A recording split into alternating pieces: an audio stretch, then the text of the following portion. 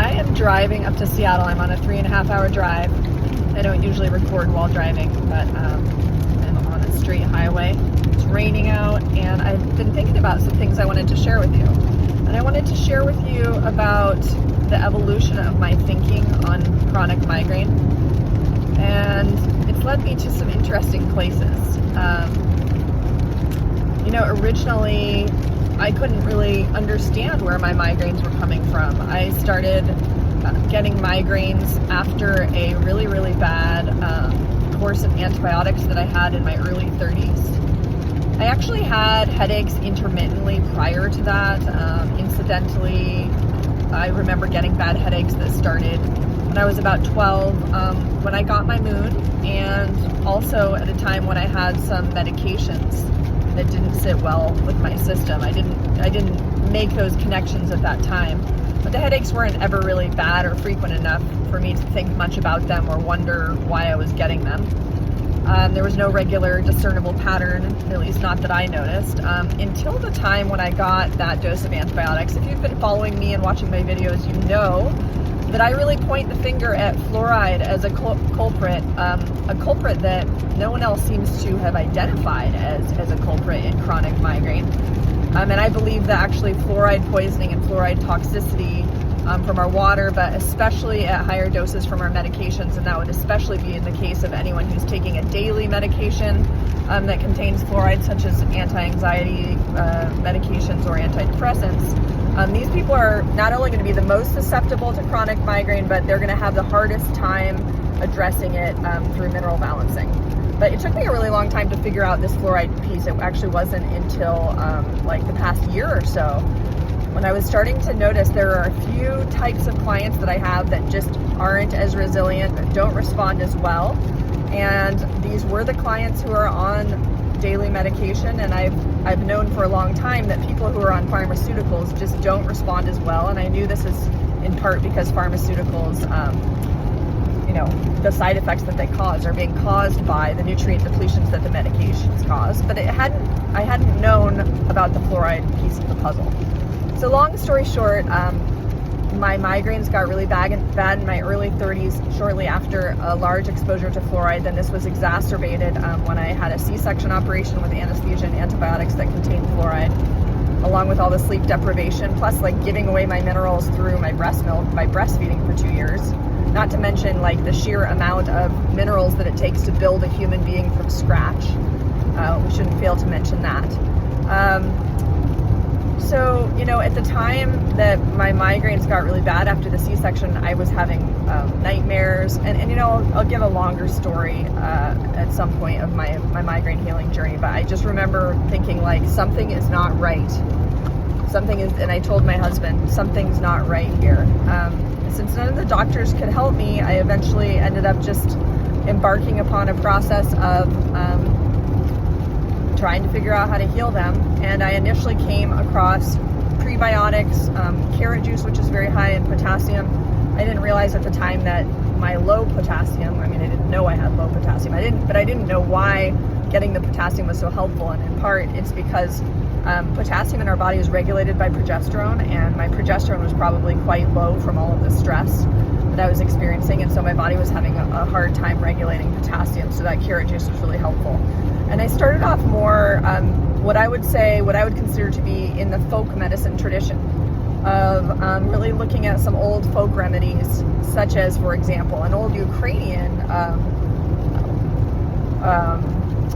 treatment for headache and migraine is to eat raw potato. And it just so happens potato is full of potassium and other electrolytes like magnesium, but also full of prebiotics. So I ended up basically developing a protocol that kept my migraines at bay, but I had to be so strict about what I was eating, and I had to be really diligent about doing these like very high energy, tasks like lots of juicing.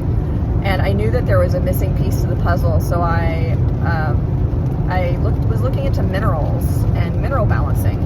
I had tried homeopathy, and I only actually tried medications once or twice. My aunt, who gets migraines, who also happened to have a C-section, she gave me one of her triptans once, and I remember that's actually the only time I took a pain medication for my migraines, even though I actually lived in a migraine for 2.5 years. I refused to take pain medications aside from that medication, and it got rid of the migraine. And then the migraine came back later, and I remember just having this weird feeling of like that the migraine medication was simply just putting off and prolonging something that my body physiologically needed to do. And it's true that I believe migraine and all health conditions are intelligent adaptive mechanisms. That a migraine is it's swelling that occurs in the brain to help protect the neurons from oxidative damage and stress. And when we remove and reduce the reactive oxygen species and improve serotonin levels and have balanced electrolytes, our brain doesn't need to swell to protect those neurons. So over time, I eventually started to see that, healing involves nutrition and nourishment, supporting the body and getting out of this framework of suppression and getting out of the idea that the body is screwing up, and really starting to support the body as much as possible. And over time, I learned that supporting the body as much as possible requires detoxification. I did many different forms of detoxification. And as it turns out, what I learned is that the best way to detoxify is nourish your body. Because one reason why toxins build up isn't just because of these assaults to our system that we get exposed to in large doses, but also because if we are deficient in the nutritional elements that help us to detoxify, those toxins will build up, right? And there's a lot of different types of so-called toxins, from medications to simple metabolic waste that builds up in the lymphatic spaces when our lymph system is congested, which is related to the liver. Your liver isn't neutralizing toxins in the blood; it will build up in the lymphatic spaces. So I'm rambling. Let's see, almost 7 minutes. If you find this interesting, I'll just continue. So then I basically started to. I found different ways to get rid of toxins, but my mineral profile, once I started studying hair tissue mineral analysis, is not one of high toxicity, at least not the toxins that show up on the HTMA profile. Unfortunately, fluoride and the other halides don't show up on HTMA, so that's one reason why it took me a really long time to figure out that fluoride was playing a role. And none of, like iodine and none of the other halides show up on the HTMA, so it's kind of funny that I'm using this lab, right, that doesn't even show like the main culprits or the main nutrients that I think are really at the core of healing migraine, which has to do with iodine and the thyroid system and the way that fluoride screws that up. But one reason the HTMA lab is still so useful is because fluoride and the other halides have a dynamic relationship with other minerals. So if you take something like iodine, you don't want to just do that without knowing what your other mineral status is, since iodine can lower copper and it can lower different things. You want to know what your mineral profile is when you go into detox and when you go into using iodine and other minerals. And it just in general, the HTMA is great, right? For if you know about the mineral dynamics, to be able to know what your levels are so that you don't take too much of one mineral at the expense of another one, right? So I studied HTMA methodology with a few different teachers, and had a learning curve over the course of years where I actually, first of all, was really benefiting from the fact that I was healing my migraines without any training. This was before I had studied HTMA. There's so much benefit to not being trained about how to think about something. And I learned this once I studied HTMA, because I literally had a roadblock for 3 or 4 years where I couldn't benefit from a certain mineral because the HTMA training told me to demonize that mineral. And I even had clients for years that I was helping that were having success, but they didn't have as much success as they could have had if I hadn't been trained to demonize the certain mineral. So luckily, with my discerning mind and my critical thinking and my willingness to experiment and think for myself, I eventually figured out the error in my training. And now that, combined with the knowledge about fluoride and how to get fluoride out, now that I have we can use this one mineral as a hugely important ally in resolving migraine. I have a great success with clients, even clients who have been in the pharmaceutical paradigm.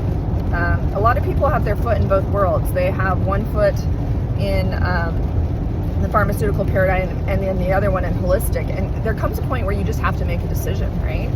You have to decide between these paradigms, and it's a little tricky stepping off the pharmaceutical paradigm and getting onto the totally holistic approach. That's when your body's really going to get leverage. So anyway, I've been talking for too long, but I guess what I want to end with is to say that the evolution of my thought on migraine has come to be that to start to look at neurochemistry, neurotransmitters like serotonin that are greatly involved in migraine, to start to look at the relationships between not only which minerals are needed to make those neurotransmitters, but also the way that hormones and neurotransmitters affect our mineral status. There's a reciprocal relationship there. And then additionally, we need to look at social emotional nutrition and our social interactions and the way that affects our stress level, which then affects our mineral status, and especially when it comes to serotonin, the status of women in our society. Women, of course, get a lot of migraines, and more than men, at least, are more susceptible to them. And serotonin is a neurotransmitter. I think I've mentioned this in other videos, that we get a hit of when our life is fulfilling, when our expectations are met, and when we have status. So looked at it in that light, it's not surprising that more women than men get migraines. And I think it's especially hard for women who are very driven, who are hardworking and accomplishment oriented, when they don't get the same recognition, or if they are, driving on adrenaline since they don't have as much testosterone, how much this can burn them out. So there's a social gender aspect to migraine that we can understand in mineral terms, and we can understand in neurotransmitter terms. And then most recently, the evolution of my thought on migraine has taken me to consider not only women's social status and how this affects their migraines, but the way in a patriarchy that most of us are operating from our doing mode and our masculine side at the expense of our receptive side, which is the side that we need to be nourished. And the way our disconnection from our divine feminine receptivity, because this is not valued in this patriarchal culture, the way that creates burnout and affects our ability to actually be supported by life and be held by life and be nourished by life. So that's what my work is about now, balancing the minerals, supporting women and especially mothers, and working more towards a reorientation, untwisting ourselves from these distorted ways of being that don't serve us as women, and realigning ourselves with our divine feminine agency and receptivity and value. It really comes down to women's value. So I go over all of this in the coursework, and I hope you've enjoyed this somewhat longer explanation for the way my thinking has changed over time about what migraine is and how we need to address it.